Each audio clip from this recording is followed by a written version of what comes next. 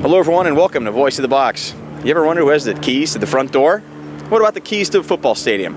Well, I got that guy coming up for you, and a little bit more. Coming up next on Voice of the Box.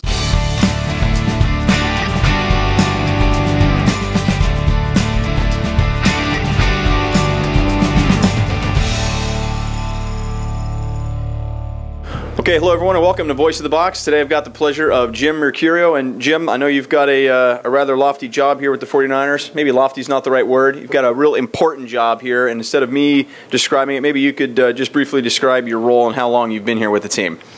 I'm the Vice President of Stadium Operations for the San Francisco 49ers, Stadium Operations and Security. So this is my 16th season full-time with the 49ers, probably, I don't know, 6 or 7 part-time prior to that.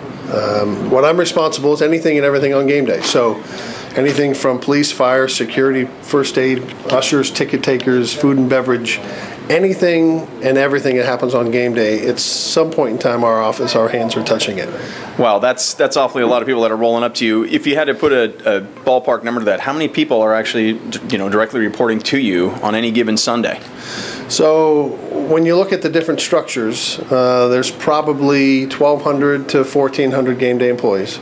Not, of course, all of them are calling me and talking to us, right, but through different management structures, those 12 or 1,400 people. Yeah, so it's quite a number. That is quite a number. Now, just give me a summary of what your game day looks like. Let's maybe not use tonight as an example, or if you want to, maybe just a Sunday, a standard 1 o'clock or 1:15 kickoff. What does your game day look like?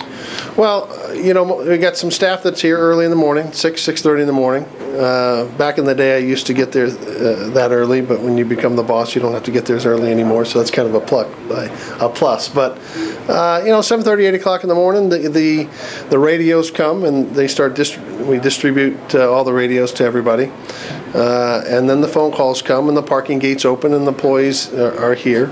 The security folks start to come on scene. The food and beverage people start to get on scene. Uniforms are distributed. And before you know it, the parking gates are going, the traffic's moving. It's time to open the gates. Music's playing.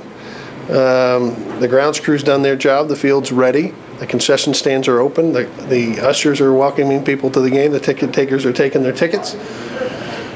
The restrooms are open, and away we go. So kickoff usually is kind of an opportunity for us to say, whew, we got most of that going. And then you really just let everybody do their job and let everything take care of itself. And then you kind of manage the game, and you manage fires as they may crop up. It's obviously such a major undertaking. I don't want to look at it in a negative twist here. There'll be two questions here. What would be the biggest challenge? What are some of the biggest challenges that you face with such an enormous undertaking to bring an NFL game to life? I mean, you got the keys to the whole house here. What are some of the challenges that sometimes crop up, or perhaps they often do? I'm not sure. Well, I think trying to get 12, 14, 1,600 employees, depending upon the games, trying to get all of those people. Keep rolling. It's all right. Well, hopefully there's something there. It's all right. Trying to get everybody on the same page.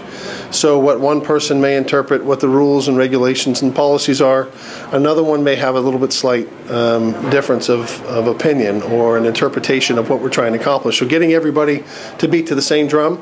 Listen, some people say my job is a mayor of a small city. You got 60,000 plus people here. You have people that don't necessarily get along all the time. You have people that need a special assistance. You got medical calls, and so probably the hardest days are when you have those very serious calls, those serious medical calls where you do anything and everything you can to save people's lives and make sure that people return to their daily lives. This is a big part of people's lives, professional sports. So you try to manage those expectations too. Right, and you and your crew are enriching the game day experience for, like you said, over 60,000 fans. On the flip side of that, what gives you the biggest joy that even 16 years? What keeps you coming back? Listen to people. To be honest with you, to be able to see those 1,200 people do unbelievable things that will do anything and everything you ask them to do for whatever reason, that's it for me. Seeing people, making people believe in themselves and believe in a common goal and objective. It's pretty neat. You know, and as we wrap up, I always like to take a real, you know, educational bent for students that you know, I gear this towards in terms of careers in sports that people just simply may not know of. Do all of these, you know, 14 to 1,600 jobs funnel through your office per se? If people, I'm not going to say, hey, everyone send information to someone. I'm not going to do that. But what pearls of wisdom, what guidance would you give, you know, any students that are out there to all these numbers of outlets of different, you know, opportunities there are to work with a professional franchise of sorts? I guess I'd probably say be humble. Start wherever you can, whenever you can, however you can. If it's in janitorial or usher or a ticket taker or a security guard, a part-time position, volunteer as regularly as you can. Get to know people in the business. Establish yourself as a hardworking person and student.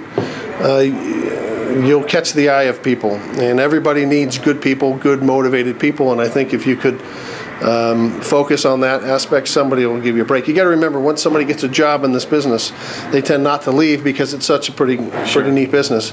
But I think for the students, you got to keep hitting the pavement and recognize that I'm one of 32 people in the National Football League. That's pretty incredible to have only 32 positions and 32 jobs, whereas across the country you have thousands and thousands of other types of jobs. So it's specialized, but stick to it and just get out early and keep working with it. Don't give up. I think that's the biggest key, because you're going to get a lot of people that say, geez, I just don't have anything for you right now. Right. Keep going. Don't give up. Jim Mercurio, the unofficial mayor of Candlestick Park, as well as the director of stadium operations. Thanks for joining me right here on Voice of the Box. Okay. Thanks a lot.